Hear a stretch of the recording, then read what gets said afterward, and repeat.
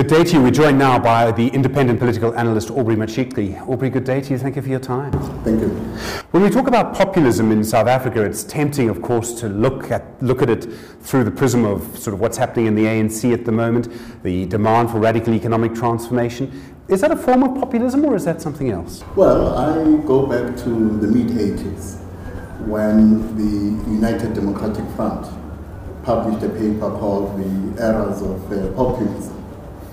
And what it warned against is the adoption of positions, policy and otherwise, with the aim of winning support or being popular as an individual or as a collective of individuals when you knew what we were promising was unachievable. And similarly, I think we have the same situation at the moment because you have elements within the ruling party and some elements within the opposition making policy proposals and making policy promises that they know cannot be achieved, given first of all the state of the economy. So you have President Jacob Zuma, for instance, and those who support him, talking about radical economic transformation and giving very little content.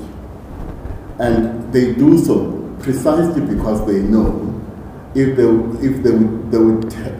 populated it with policy content, specific policy content, they would be found wanting.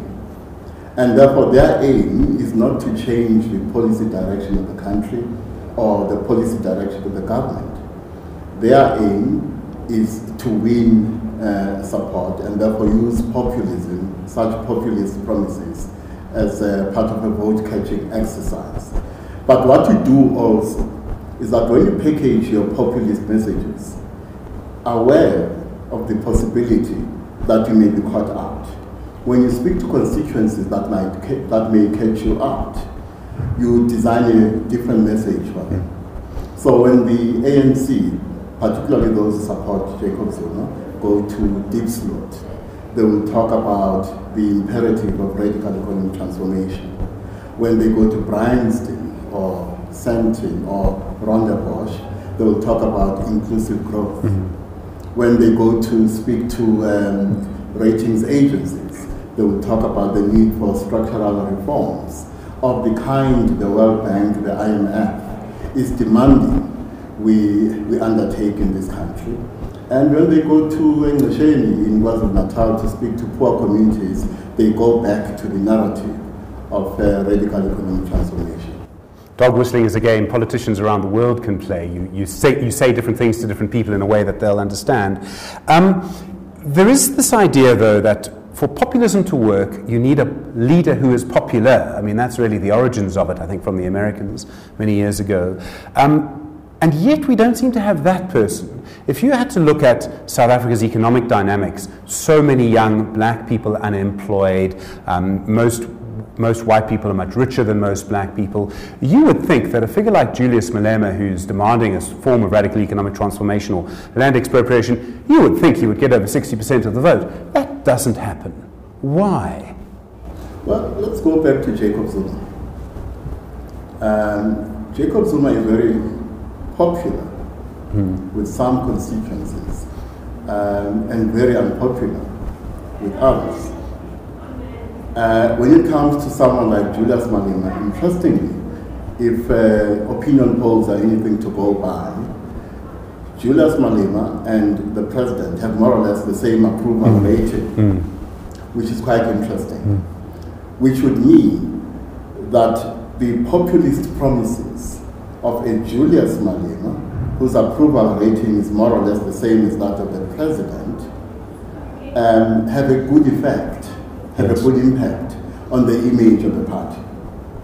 So it's quite possible that the EFF has a higher approval rating than Julius Malema, precisely because of the populist and demagogic statements of Julius Malema. But when you look at Jacob Zuma is a more complicated political figure in my view, because he himself segments his audiences accordingly. both inside and outside the ANC, and therefore packages his messages accordingly, depending on what he wants to achieve. But also, I think he seems to be aware that there is still a possibility that a populist approach may win the day for him, especially when it comes to the achievement of short-term goals.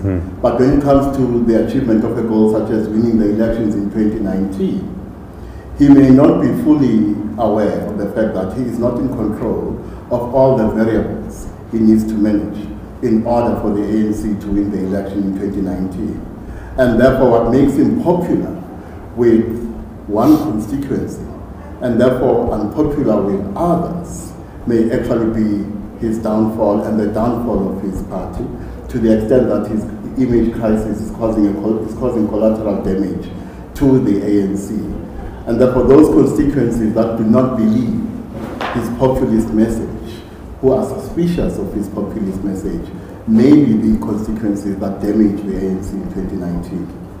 Populism also can send a signal to a society. So if you see what happened with the Fees Must Fall movements, Julius Malema's rise or sort of rise, could always be also seen by the establishment political sort of section as a signal that we need to change.